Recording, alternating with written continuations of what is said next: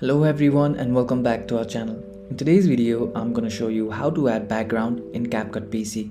If you're new to Capcut PC, I'm going to show you an easy way to add background to your videos in it. So without any further ado, let's get into it.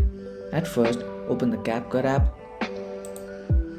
Now create a new project. Now we'll have to import videos and audio to get started. For now, I'll choose this video and click on import. Now I'll add it to the timeline by dragging it like this. Now to access the background, go to this section right here and scroll all the way down until you see canvas and click here on show, and you can see there is none. You can click on none and you'll see different options like blur, color and pattern. Since I want to change the background, I'll simply choose color for now. If we decrease the size of this video, it will look like this, and our background will be choose colors as our background like this.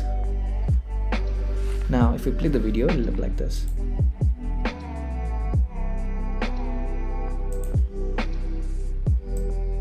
And just like this, we can add background in Capcut PC.